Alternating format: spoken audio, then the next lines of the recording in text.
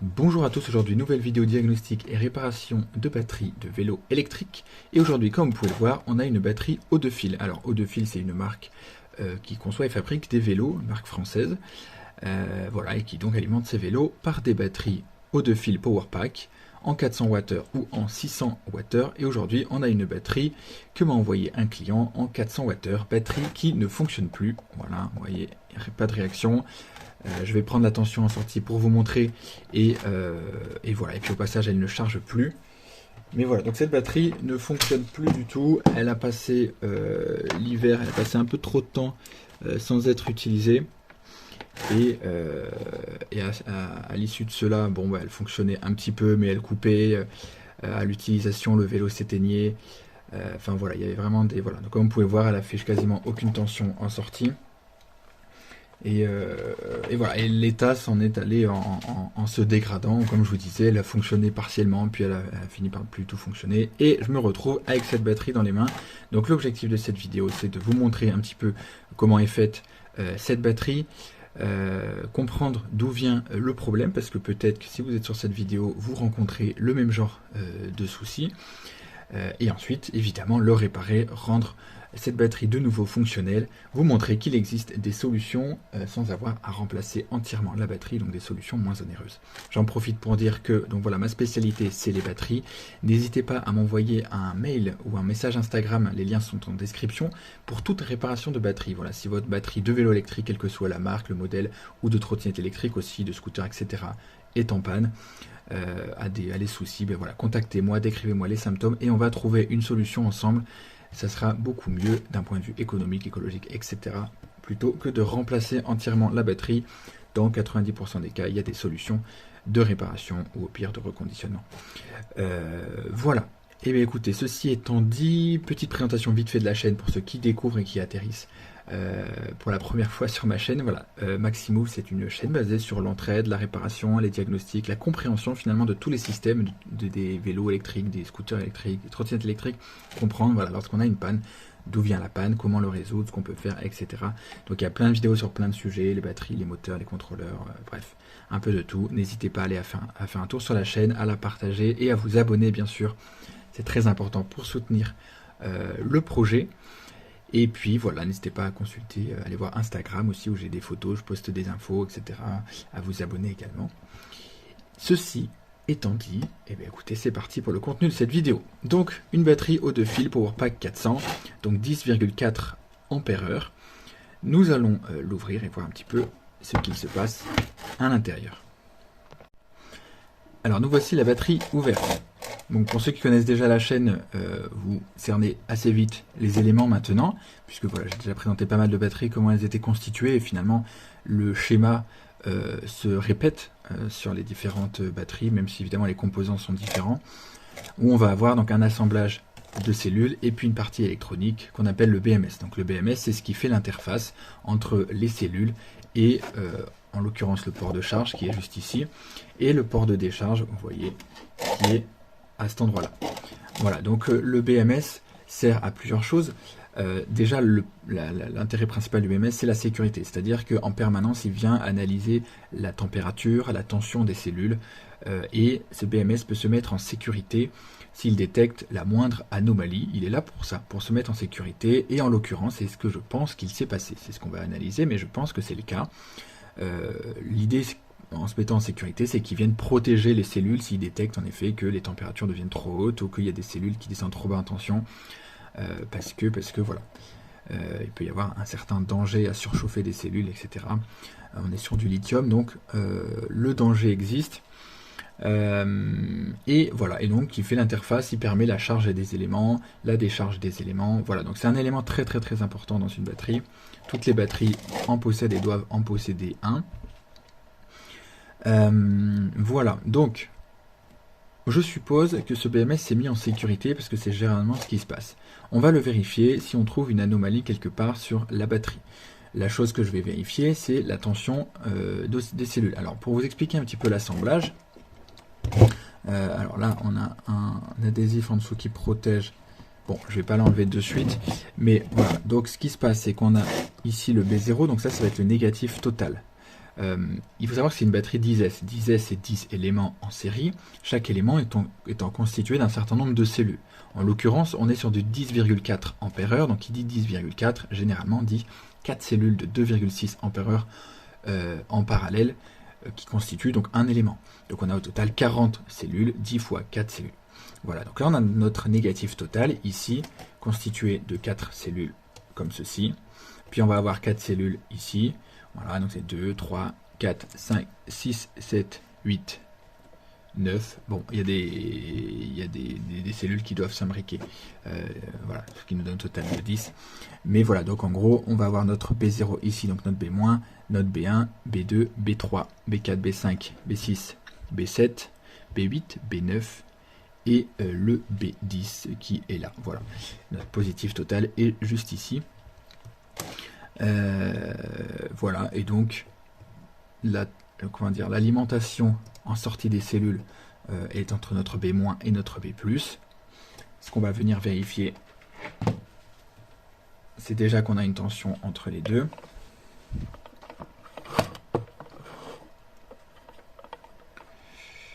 Voilà, je vais caler le multimètre dans le champ. Déjà, j'ai inversé les deux fils. Voilà. Voilà, donc déjà on a 34 volts pour une batterie 36 volts, donc déjà ça voudrait dire qu'elle est bien déchargée, mais que toutes nos cellules ne sont pas mortes. Ça, c'est voilà, on va dire la base, parce que dans le cas où on a une tension qui est en dessous de 30 ou de 20 volts, là c'est que certainement il y a un reconditionnement à faire complet, c'est-à-dire que toutes les cellules sont HS. Bon, alors déjà, ça veut pas dire que c'est bon, hein, parce que 34 volts, on ne sait pas, il peut y avoir des cellules qui sont très chargées d'un côté, pas chargées du tout, des cellules mortes dans le lot, enfin voilà, donc là, c'est évidemment juste une première mesure. Maintenant, ce que je vais faire, c'est mesurer la tension de l'ensemble de nos 10 éléments. Alors, voilà, j'utilise un outil très pratique pour pouvoir visualiser et vous montrer directement à l'écran. Voici ce que lit le BMS en temps réel. Donc là on est à vide, évidemment la batterie n'est pas en cours d'utilisation, donc toutes les tensions sont stables. Derrière je vais mettre la batterie sur banc d'essai pour voir comment se décharge, comment les éléments finalement, quelle courbe de décharge ils vont avoir et comment ils vont réagir à l'intensité, à un courant donné de décharge. Mais voilà, déjà ce qu'on peut voir à vide, c'est qu'on a un certain nombre d'éléments qui sont autour de 4,1 volts, 4,15, 4,16. Voilà, donc ça c'est bien, ça veut dire que les éléments, en tout cas à première vue, les éléments sont chargés. Pour info, des éléments au lithium sont chargés quand ils sont à 4,2 volts. Mais comme vous pouvez voir, on a le 5 qui est à 0,35, donc lui il est complètement mort. On a le 8 qui est à 1,2, il est complètement mort. Et le 7 qui est bien déséquilibré à 3,6. Voilà, donc en fait un élément lithium, pour vous dire, fonctionne entre plus ou moins 3 volts et 4,2 volts. C'est-à-dire qu'en dessous de 3 volts, le BMS se met en sécurité parce qu'il est considéré trop déchargé, et d'ailleurs en dessous de 2,5 volts, il est complètement irrécupérable et complètement mort. Voilà, donc notre 5e élément est complètement mort, notre 8e aussi, et notre 7e est déséquilibré, et il doit y avoir une bonne raison à ça, c'est que probablement il est plus faible. Donc là, il va falloir aussi l'analyser en détail, des cellules qui peuvent être dans l'élément, peut-être que sur les 4 cellules, il y en a qui sont plus faibles que d'autres. Bref, donc ça va faire partie du diagnostic. Mais déjà, on voit qu'on a au moins 2, voire 3 éléments complètement morts. Et un déséquilibre après à rattraper. Donc ce qu'on va faire, c'est que moi je vais analyser aussi tous les autres éléments sur banc d'essai, en fait, pour voir si nos autres éléments qui à vide peuvent paraître bons ne vont pas s'effondrer, parce que c'est ce qui peut arriver. Parfois on peut avoir un élément qui affiche une tension correcte, sauf que dès qu'on le sollicite, bam, tout s'effondre, et en fait incapable de tenir la moindre sollicitation, la moindre intensité. Donc c'est ce qu'on va venir, c'est ce à quoi sert un banc d'essai. Voilà, donc déjà on voit qu'on a un certain nombre d'éléments à remplacer pour espérer pouvoir remettre la batterie en état.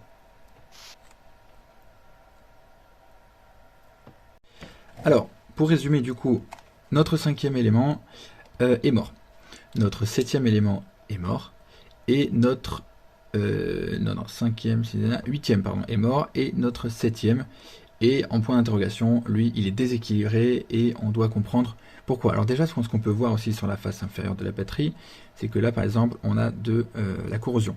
On en a un peu ici aussi. Donc, ce qui a dû se passer, c'est qu'on a eu des fuites d'électrolytes, au moins sur cette cellule-là, celle-là aussi peut-être.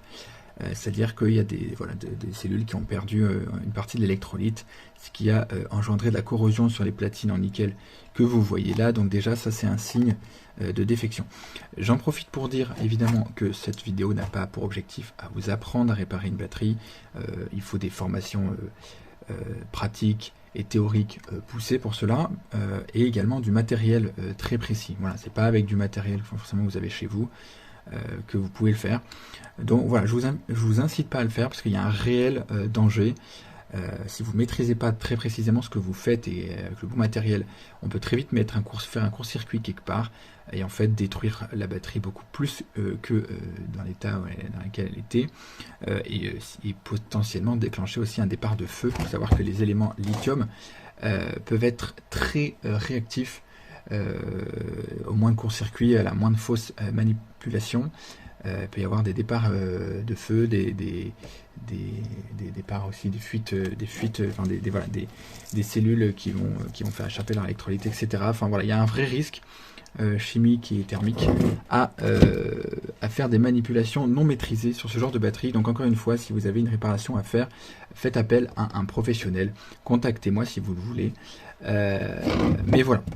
Petit message quand même de sécurité, c'est important, parce que je ne veux pas engager ma responsabilité sur le fait que vous vouliez manipuler sans en avoir l'expérience nécessaire. Voilà, donc ceci étant dit, je vais procéder à la réparation de cette batterie, donc remplacer les cellules déjà mortes et compléter mon analyse sur ceci. Alors évidemment dans le choix des cellules aussi c'est très important. Cette batterie, elle a du vécu. Je ne vais pas remplacer les cellules par n'importe quelle cellule de 2,6 ampères-heure, parce que finalement la capacité réelle de ces cellules n'est peut-être plus strictement la même. La résistance interne des cellules a aussi augmenté avec l'âge. L'objectif c'est de créer un équilibre, parce que le problème c'est que si je viens mettre des cellules qui sont neuves potentiellement, eh bien je vais créer des éléments plus forts que d'autres. Voilà, imaginons que toutes mes cellules elles ont 2 ans d'âge et que je viens mettre des cellules neuves ici, et bien derrière en fait cet élément va être plus fort, avoir plus de capacité réelle, et donc du coup je vais venir créer un déséquilibre, c'est-à-dire qu'au fur et à mesure des cycles, eh bien l'élément ça va créer un écart de tension entre les éléments et on ne pourra plus utiliser la batterie dans toute sa totalité, dans toute sa capacité théorique et pratique surtout. Voilà, donc il y a un choix très précis à faire sur les cellules. Moi en l'occurrence j'ai une banque de cellules qui sont testées, c'est-à-dire que je sais précisément, j'ai plein de cellules où je connais la capacité réelle, la résistance interne, et donc en fonction des mesures que je vais faire sur les différentes cellules bonnes de cette batterie qui vont me servir de référence, je vais pouvoir savoir quelles cellules je vais mettre dans cette batterie pour que ça soit parfaitement équilibré aux autres cellules du pack. Voilà, donc ça aussi c'est une composante très importante. Ce que je vais faire maintenant, c'est vous retrouver une fois que j'aurai entamé la réparation. Alors ça y est, nos anciens éléments ont été sortis ici, tous ceux qui étaient défectueux, faibles ou morts, tous ceux qui étaient remplacés, voilà, qui ne respectaient pas l'équilibre de l'ensemble, et voilà, donc ils ont été remplacés par des cellules spécifiquement choisies pour justement amener de nouveau finalement l'équilibre dans notre pack. Donc voilà, tous les éléments, toutes les cellules concernées ont été remplacées, l'assemblage a été refait, voilà, les anciennes cellules dessoudées, les nouvelles ressoudées en lieu et place des anciennes, et désormais eh bien, place au test. Alors petite chose que j'ai pas dit, on le voit un petit peu par exemple ici, il y a des places vides à l'intérieur de la batterie, qui permettent justement au constructeur dans le même volume de batterie, d'avoir une batterie de 600 Wh. Par exemple, ce qu'il aurait été possible de faire dans cette batterie, c'est de combler tous les espaces pour rajouter les cellules. En l'occurrence, au lieu d'avoir des éléments de 4 cellules, on aurait pu avoir des éléments de 5 cellules, et déjà donc gagner en capacité, donc en autonomie. Et par ailleurs, pour arriver à la version 600 Wh, le constructeur, ce qu'il fait, c'est qu'il va mettre des cellules de 3000 à 3500 mAh au lieu des 2600 d'origine. Ainsi, si vous faites par exemple 3 x 5, ça fait 15, et je crois que la version 600 Wh, c'est du 16 Ah, donc ça doit faire 3,2. Donc ça doit être des cellules de 3,2 Ah au lieu des 2,6 en 400 Wh, et au nombre de 5 pour utiliser vraiment tout l'espace qu'il y a dans ce pack, et ainsi arriver donc aux 600 Wh. C'est comme ça en fait que dans un même volume de batterie, on peut optimiser l'espace. Et d'ailleurs, je vous invite à voir des vidéos que j'ai fait sur le sujet, ou moi-même je le fais pour des clients, pour ceux qui veulent, pour améliorer finalement leur batterie, ajouter des cellules si l'espace est disponible, ou alors reconditionner entièrement la batterie, c'est-à-dire remplacer toutes les cellules pour arriver à une capacité supérieure. Typiquement, entre 10,4 et 16 Ah, vous imaginez qu'il y a quand même quasiment 50% d'autonomie en plus, et ce, dans le même volume de batterie. Donc, c'est ça de gagner. Voilà, petite parenthèse fermée, mais c'est bien que vous sachiez que cette possibilité existe. Donc maintenant, une fois que j'ai fait la réparation de batterie, eh bien faire les tests, évidemment très important. Je vais mettre la batterie sur banc d'essai et je vais faire des cycles de décharge, de charge, de décharge, de charge, pour vérifier que l'équilibre que j'ai maintenant entre les éléments, eh bien, se maintient après un certain nombre d'essais. En général, j'en fais à peu près 3 cycles. C'est assez réaliste pour vérifier qu'on n'a pas d'écart qui se crée au fur et à mesure des cycles, et c'est ce qui va permettre de valider la pérennité de la réparation. Je vous retrouve une fois que j'ai fait ces tests. Voilà, alors comme vous pouvez voir, après quelques cycles de charge et de décharge, eh bien voici l'état de nos 10 éléments. Comme vous pouvez voir, on a un très bon équilibre désormais qui se maintient, surtout, voilà, ça qui est important entre les différents cycles. On a entre notre élément le plus fort et le plus faible, enfin entre guillemets, notre élément le plus haut et le plus bas, on n'a que 0,009 volts, et ce, voilà, que ce soit après 2, 3, 4, 5 cycles, cet équilibre se maintient, donc c'est parfait. Ça veut dire que la réparation fonctionne, les éléments ont été bien choisis, les cellules ont été bien choisies, et on a désormais un pack parfaitement équilibré, prêt à fonctionner dans le temps. Parce que le problème, voilà, si on est sur une réparation non équilibrée, c'est que des problèmes vont revenir au bout de quelques cycles plus tard, et voilà. Et là, c'est bien d'avoir un banc d'essai pour pouvoir justement se rendre compte de la pérennité finalement de la réparation.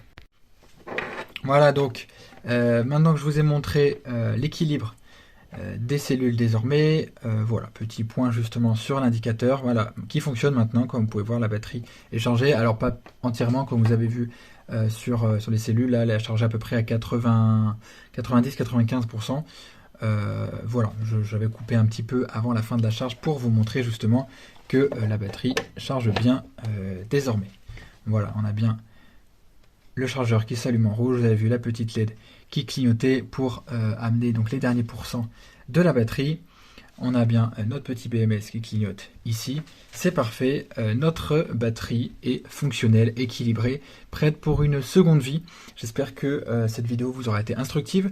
Alors comme je vous disais, évidemment je ne vous montre pas tout le procédé de réparation, pour éviter évidemment que des choses non maîtrisées soient faites derrière. L'objectif de la vidéo, c'est vraiment de vous montrer ce qu'il est possible de faire, qu'on peut sauver une batterie et sans avoir forcément à la remplacer, ce qui est bon évidemment écologiquement, mais aussi économiquement.